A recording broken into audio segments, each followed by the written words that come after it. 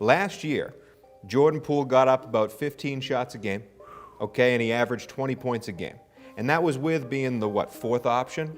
Now he goes to Washington again. He's on the tickets. He's on the program. You know, you're driving by, his posters on the outside. Right. It's his show. How many shots is he going to get per game? I like to sprinkle a little bit on him to lead the league in scoring. Jordan Poole is the new James Harden. You remember when James Harden left OKC and he got to goddamn Houston and got right at it? Absolutely. Man, this the Jordan Poole show. A few moments later.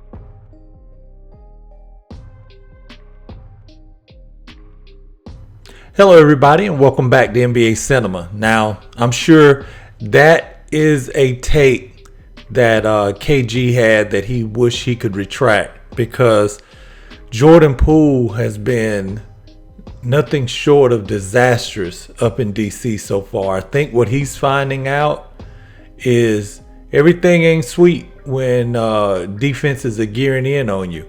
And Paul Pierce put up a post saying as much. His post read, Jordan Poole finding out how hard it is to be the man. When the scouting report is all about you, it's tough.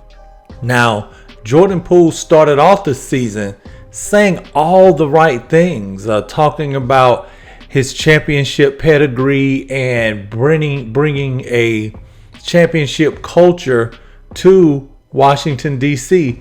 Take a listen here at a brief clip. You know, we know what it takes to build a championship culture, you know, and it starts with chemistry. It starts with being able to go and play, you know, for your teammates, you know, not just with your teammates. Now, while all that sound good, here's Jordan Poole at a timeout, really not taking, you know, advantage of the huddle. You know, players trying to tell him to get in. He's like, it's my team. Really not buying in. Nothing he said, you know, prior to the season seems to be sticking to him. He was frustrated. He got looked off. Take a brief listen at Coach Wes Unseld Jr., what he had to say in regards to this play that made Jordan Poole so upset. After the Seattle basket, yeah, I think he stepped out. There were two looks on that play, and the first look was not open. JP was open at the top. I think we didn't see him, so he threw it to Kyle, and it was kind of tight to the sideline, so he stepped out. And really, the Wizards are 2-8 at this point, right? So you really need to be trying to buy in, show you a team guy. This thing can spiral downhill fast. I mean, you're 2-8. It would be nothing to look up and be like 3 or 4 and 20. You know what I'm saying? Like, so you don't want to get on that side of it. So you really need to, if you're a leader, you can't have those kinds of you know, that type of behavior while, you know, you're trying to build some kind of winning culture. Forget championship culture. You want to build some kind of winning culture there. And Coach Unseld actually spoke in regards to Jordan Poole and his struggles early on this season. How do you think Jordan is still just acclimating to a new role as a primary focus for defenses? Yeah, I mean, I think it'll take some time. You know, he's seeing different coverages. You know, teams are obviously keying in on him. But he's trying to play the right way. So he's making the right read. He's moving the ball. You know, he's trying to make team plays. So I think it'll click. You know, his shot will start falling, and I think once that happens, the dam will break. Now, Coach Unseld, he's saying all the right things, but I mean, look at these numbers. Jordan Poole right now is only averaging 16 points a game, shooting right at 41% from the field. And look at his plus minus when he's on the court. I mean, take a look at those numbers. Minus 12, minus 22, minus 17, minus 5, minus 4, minus 21, minus 22, minus 29. He was plus 13 in Memphis and then minus 12 against Indiana. I mean, that speaks volumes. When you're on the court I mean, you are an absolute detriment to the team. And this is what I mean when you're taking that step from having everyone focusing on Steph Curry, you know what I'm saying? Or at least having proven championship role players or secondary players like Klay Thompson, who you know, he's not who he once was, but he can still fill it up.